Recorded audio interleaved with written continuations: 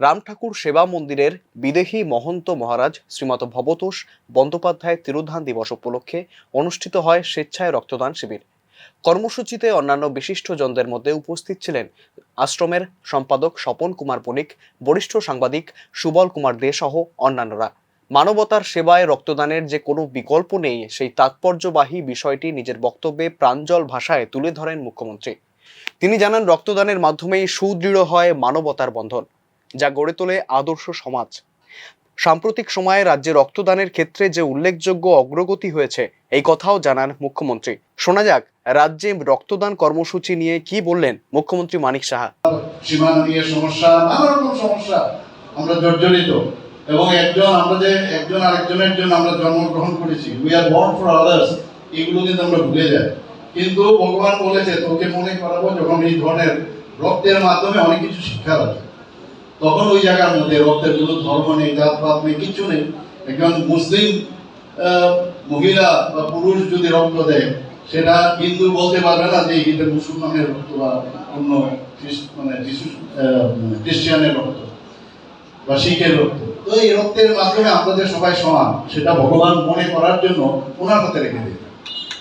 সত্যি ভালো লাগে এক এক সময় যে এখানে বলা হয়েছে যারা আজকে রক্ত দিচ্ছে, ওনারা জানেন না যে এই রক্তটা কার কাছে যাবেন।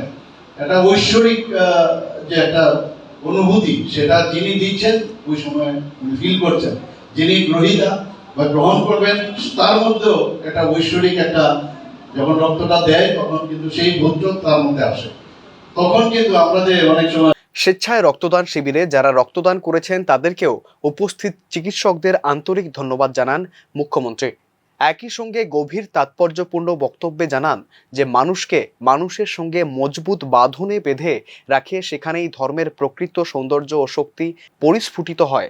করিয়ে দিয়েছে আমাদের মাধ্যমে, কারোর সবার জন্য সবার কাজ, এবং এর মাধ্যমেই কিন্তু মানে এই কাজের আমি মনে করি আমরা অনেক সময় ধর্ম নিয়ে আমরা কথা বলি।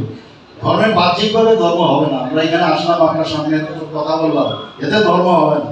ধর্ম হচ্ছে হৃদয়ের যে তার যে এক্সপ্লোর করা, আমার হৃদয় যদি সেভাবে পরিস্ফুটিত হয়, মানে আরেকজনের হৃদয়ের সাথে আমি যুক্ত হতে পারি, সেটাকে বলে ধর্ম। যে তার সমস্যার সময় সে যে সমস্যায় আছে, সাধারণ মানুষের যে সমস্যা আছে, তার মানে যদি আমি কিছুটা করতে পারি, সেটাই হচ্ছে ধর্ম, সেটাই বলে ধর্ম, আর কিছু না।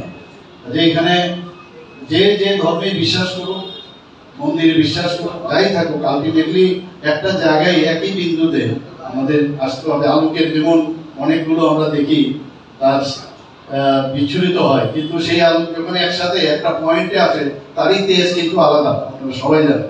আমরা সবাই মিলে আমরা বিগত আমলের নাস্তিক পরিবেশকে বাদ দিয়ে ধর্মচারণের ক্ষেত্রে বর্তমানে যে স্বাধীন ও খোলামেলা পরিবেশ বিরাজ করছে, সে কথা বিভিন্নবার উল্লেখ করেছেন মুখ্যমন্ত্রী।